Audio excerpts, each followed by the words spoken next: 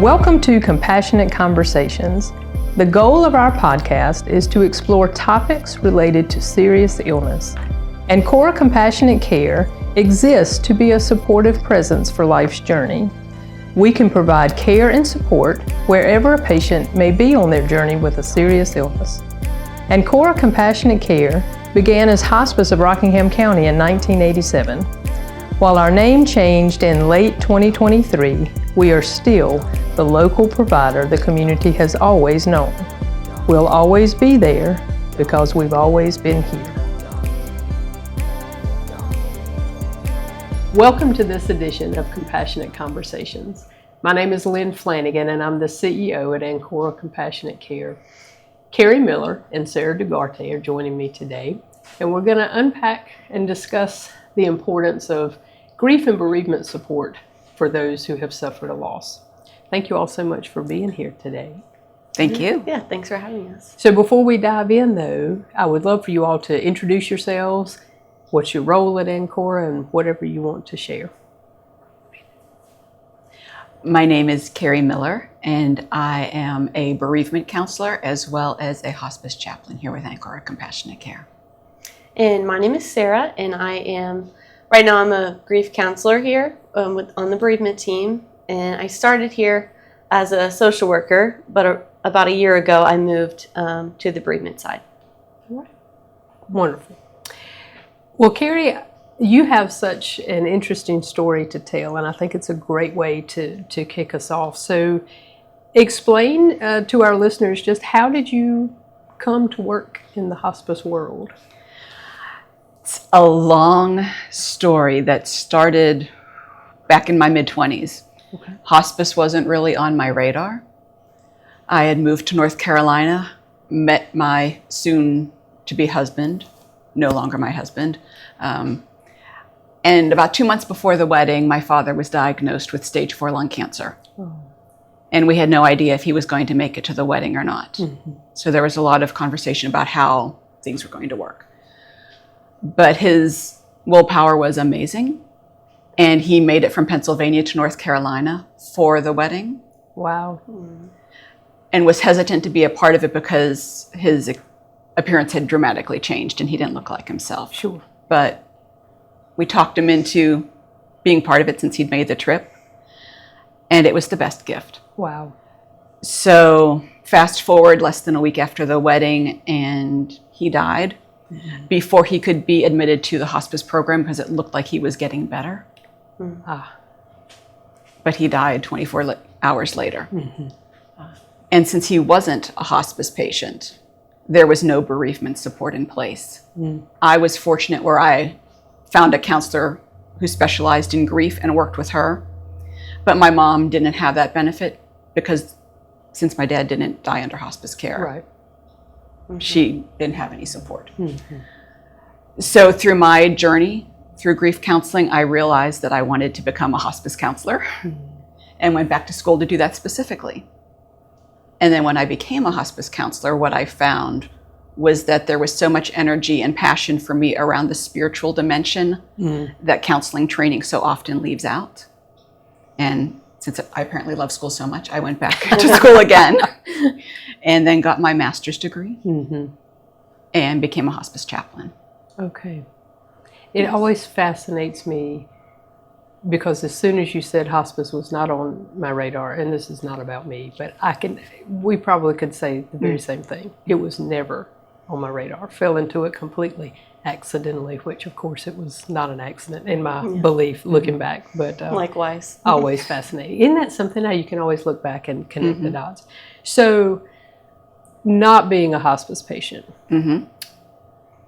you mentioned that of course your mom, you were fortunate enough to find a counselor, but your mom did not have the support that would have come Correct. with the hospice program, right? And so that made it much more of a struggle for her. So I was sending her the education that I was getting. Got it. To kind of help normalize things because so much of it was, is this normal? Am I going crazy? Because I don't feel like me anymore because I wasn't the me that I had been. We had people meeting my husband for the first time at my dad's viewing. And so there were like wedding pictures circulating in the background and people coming through the line saying, "Congratulations, I'm so sorry." Wow. Yeah. And so just the Two tension. huge life transitions. Correct. And But so my mom having her daughter marry, being in another state and losing her spouse, she really struggled. I'm sure. I'm sure. Grateful that she had you to pass on what you were learning from the counselor. But let's talk about just why is bereavement support so critical to hospice families?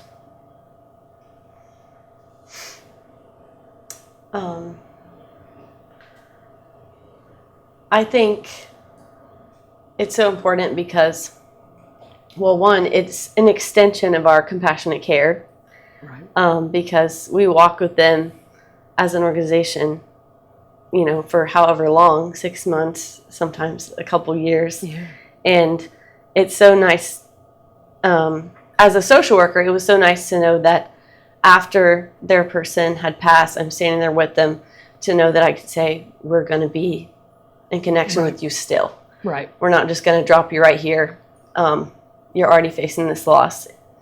And we wouldn't want them to face also the loss of the team at the same time. That's an excellent point. So, you know, when you think about hospice care and the holistic care that we provide, not just the patient, but of course the family, and treating that family, blood related, maybe not blood related, whoever that patient considers family, right? We treat the whole group and support, I should say, not treat. But when we're thinking about hospice care for the patient, so we're taking care of that patient physically, emotionally, spiritually, and you are right, we become very connected. They become connected with the whole interdisciplinary team. So the nurse, the social worker, the chaplain, the hospice aide, a volunteer if they had one. And so you just brought up a crucial point, that you had the loss when your loved one passes away, but then you don't want to lose the team at the same time. Right. And speaking to that mind, body, and spirit connection with bereavement, you know, our society doesn't do grief and loss well. They don't talk about it. And so when people start having experiences like tangible physical, like headaches, stomach aches, or when their emotions are all over the place, having the education and the support to normalize what they're going through. Yeah. And helping them feel not as alone, even though it does feel very lonely. Because for a lot of people, it feels like their world stops, but everyone else's world keeps going right away. And it's good to be able to, it's good for them to have someone to sit with, you know, in that stopped world, and sit with them in the pain and know what's happening is unfortunately normal, and just what the grief process can look like. Yep. Yeah, and holding the space to tell their story, because oftentimes people don't want to hear their story. They want them to feel better. Yeah. And they don't realize that they need to feel what they're feeling and not be rushed through it. Yeah. So I've heard the word normalize a few times, which I think is huge. So I'm going to go back just a little bit to something you said, that we don't do it well. Obviously, we don't have an answer for that, but I would love to hear your thoughts. What is it about society? Is it just because it's uncomfortable that we don't know what to do with grief and loss? I think one thing is we do have a fast-paced society, so a lot of people feel the pressure and the need to get back to work almost right away. I also think that people are uncomfortable, and they're scared to ask, scared to talk about it, because it makes them uncomfortable. And they often don't know what to say. Yeah. They want people to feel better. They want to be comforting. Right. And sometimes people can say things with the best of intentions. However, that's not how it lands. Right. And oftentimes people do need to tell their story, and they need to tell it again and again because it helps it feel more real. Because when it first happens, it's almost like this piece of information that intellectually we know that this loss has occurred, but our bodies, our hearts don't feel it quite yet, and it's almost like that's our brain's way of protecting us, so we have to keep telling it. until we're ready to start feeling it as well. Yeah, it demands a witness. It does. That's a perfect word. Yeah. So just from a regulatory standpoint, I think when you think about the hospice Medicare benefit, it's actually one of my favorite parts about what we do is that we're required to provide bereavement support for 13 months after the death of their loved one. And what you just said, I think that's got to be part of the reason why, because as soon as it happens, they may not be connecting. They might not even be ready to receive the support that we have to offer, right? Frequently. I'm sure. So you've touched on a little bit, but what are some of the common misconceptions you think that families have about grief and bereavement? We've talked about we got to get back to work, so this should hurry up, right? We should feel better soon. But what misconceptions do you hear? Well, even why it's impacting you. Like, you knew this was going to happen. Oh. Yeah, I think Or aren't you over it by now? Yes. And it's been 2 weeks. 3 weeks. Or maybe 3 days. You Or think 3 how many days. jobs offer 3 days of bereavement Exactly. leave, and that's it. So let's get back If to that. work. Some don't Right. offer any. And Correct. I've run into that with some clients. It's a real struggle Wow. because they need the money. They're taking care of other people, but there is no bereavement leave for them. Yeah. So what are some potential consequences? So if families don't have adequate grief support, maybe if it's just even the bereavement leave, or, I mean, what would you expect people to experience? There would have to be some consequences of not being supported during a time of bereavement, potentially. One thing that first comes to mind is just the physical manifestations of grief. Because since at its core, grief is a stress, it's like a magnifying glass. So whatever's already there is going to magnify. And it happens across the board, but I'm particularly thinking about people who've been caregivers for a while, who might have let their health go. And maybe not even have realized it. And not have realized Right. it. Right. And then if they had heart issues or diabetes, the fact that they haven't been maintaining, and the grief magnifies that, so maybe medications aren't working the way they once did. Oh. Or they're having symptoms that they weren't having before and they don't know why. So being sure that they follow up with their doctor, and then maybe not even realizing that it's tied to the loss. Okay.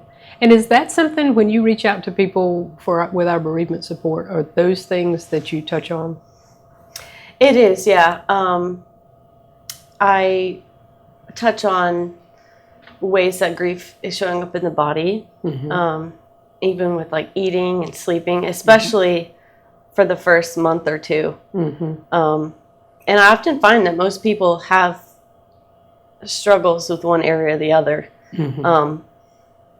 And also a lot of people are, trying to reach out to the doctor to catch up on their health that they haven't been able to for a long time. And so it kind of feels like there's a lot happening at once. I wonder too sometimes when I think about people that we have cared for a while. And more than likely, their caregiver at home has cared for them much longer than we have been involved, right? So I also think, and tell me if this may be completely off base, but I also think that people can grieve a loss of identity if we get so wrapped up, that kind of becomes your identity as the caregiver, right, for somebody that you love. Absolutely. That comes up a lot in bereavement work for people who've been caregivers for an extended period of time, because that has become their identity, that is their focus, that is their role. And that is how they structure their world and their life. Right. And when that isn't there, they don't know who they are or how to structure it. Wow. Which is why caregiving support is such. I started to say that's a perfect. Yeah, segue. that's what I was thinking. Yes. Yeah. Talk a little bit about what the support we provide for caregivers, what we can offer. Yeah, so I, about a year ago, we're coming up on our 4th quarterly event that I'm trying to do for caregivers. And it's just, I wanted to open a space in a group for people who are caregiving, because it's such a, I think it's a forgotten role for for most people. I don't think most people think about it because you're not really thinking about it unless you're there. And so a lot of times those people caregivers can feel, isolated, because they're at home with their person, and they're a lot of times not caring for themselves during that time. They're focusing on the person. And so I wanted to make a group, one, to have caregivers be able to commune with other caregivers in the same situation, for the social aspect. But also I want them to learn about ways to prevent burnout and how to take care of themselves while caring for other people, how to accept help. A lot of caregivers have a hard time accepting help, asking for help, and also just building their life in addition to caregiving. So what do you have going on for yourself, your supports, your community, so that when their person is gone, they have these coping strategies, these activities that they can continue to maintain. Well, and the fact that some people do take advantage of our bereavement support in the pre-bereavement while their person is still living. I'd spoken with someone today who had actually talked about how they'd let their appointments go. And we talked about, maybe that's not the best idea. And then they said, but I figured out that I shouldn't do that because I need to be okay to take care of my person. I said, absolutely. Yeah. Because if you can't be okay yourself, then you're not going to be able to continue to care for them. Sure. And the fact that they had recognized that. But a lot of what we do is encouraging people to realize that as well. Ahead of time. Before there's a crisis. Yes. For them too. Yes. So that brings up a good point, makes me go back to the interdisciplinary team that we have, because there's a lot of anticipatory grief.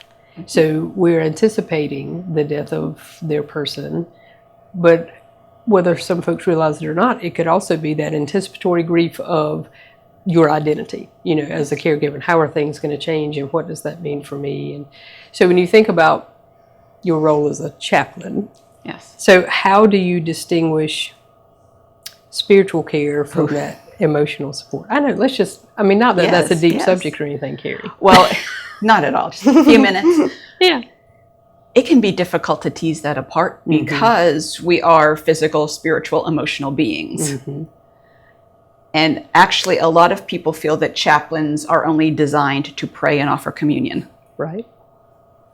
Or to have particular religious agendas.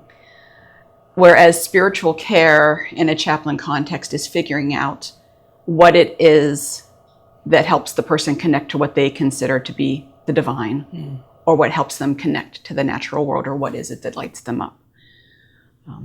So there can be a dance kind of back and forth. Whereas chaplaincy are giving people a space to tell their narrative. Most typically it's their spiritual narrative, because that's also something that can be very closely held and something that's not comfortable to talk about. Because sometimes when we've been in situations in our faith community, there may have been things said or actions that didn't land with what we believed our faith and truth was. And we hold that, and as we move closer to the end of life, that comes out. Sure. Okay. Particularly when we have questions and concerns about afterlife and dying. People have often said, I'm okay because I know where I'm going to go, but I'm scared of dying. And then that could be where the psychosocial part comes in. Right.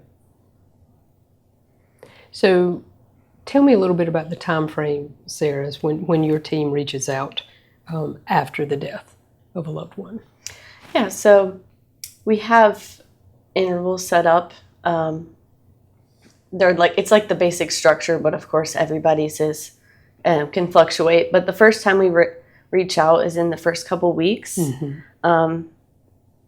Usually I reach out after 5 days, sometime after 5 days.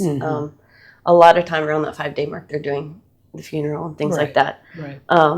That first call it's a lot of times it's brief, because you'll notice in a lot of cases when I call them, they'll be literally at a family function or Right. at the house with a bunch of people. And so sometimes that call can be used as like a little bit of an exhale, just to kind of share what's going on. Then the next one, I reach out about a month later. It's the 4 to 8 week interval. And that's when we can kind of, a lot of people like to get into, how the passing went, in their opinion, their experience of it, if they were there or not. Some people like to talk about the funeral. Another exhale, just kind of unpacking what's just happened. The next one is usually 4 months, then it's 6 months, 9 months, 12 months, and then we add on that 13th month, just as a extra check-in. So that's the structure that we've laid out, but a lot of people like to be called on a monthly basis. Yes. I think that's pretty helpful for people. Some people, there's certain times they want a weekly call. I have a couple people right now I'm calling every week. It's very flexible. But just them knowing, even if they don't want to talk to someone every month, them knowing that we're there is helpful. Because they know how to get in contact with us. If they're having a bad day or bad week, they know that they can call. And so. I love that. And I love the flexibility. So just like when we cared for their person, and it was all individualized, it's what does that patient and that family need. So the same thing happens during the time of bereavement, right? It Because does. As we've been talking, of course, what I hope people are hearing is that everybody's bereavement journey is just that. It's theirs. It's not like anybody else's. It's not supposed to be like anybody else's. It's an individual experience. And so I love that our care and our support that continues is tailored for their particular needs. But I also love the trust that is implied that they know we're here if it's an in-between time and they can call. Absolutely. Does that happen? Do people reach out in between on their own? Sometimes, not as often as you might think. And sometimes people request specific calls, even if we would have had one contact interval, but say there's a birthday or an anniversary coming up. They're like, I'm not sure how I'm going to do, their birthday was this day. Could you call me, could you call me a day or two before, or could you call me a couple of days after to see how it went? Yeah. There's also been cases where maybe they didn't want support. Yes. And then months later, Realize you get a that they message from someone. So-and-so wants you to call them. And I think that's important for people to know Absolutely. too, that just because you said, maybe I don't need this in the beginning, never keeps our team from responding. Down Yeah, the and road. there's absolutely no shame in that, but that we also do see that, or I do. Yeah. Yes. Yeah. Yes. I'm sure. And something else that as a nonprofit hospice organization, something we've always done as far as our mission here in the community is that people can call when they need bereavement support, even if their person was never our patient. Correct. Right? And that is something I think that the community may not know, that anybody can pick up the phone and say, hey, I'm struggling with, because there's all kinds of loss that we experience in our lifetime. There are. Actually, the other day, someone came to make a donation, and it was the day of, it was an anniversary day for them. They weren't one of our patients, but they were having a really hard time, and so Erica at our front desk came and got me and said, hey, can you come and talk to this person? She just wanted a prayer, but then we moved from my chaplain hat to my counselor hat and spent some time together. Awesome. Yeah. Well, and that's the whole purpose. It is. That's why this organization exists. So that was, that's a perfect segue. So, I always like to remind our listeners that our mission is to be a supportive presence for life's journey. So that was just a beautiful explanation of that. Yes. Anything else that you would share that we haven't talked about? I feel like we covered it We covered a lot of ground. We did. Yeah. We did. Well, thank you so much for being with me. I appreciate it. If you all would like more information about Ancora Compassionate Care, you can always pick up the phone and give us a call at 336-427-9022.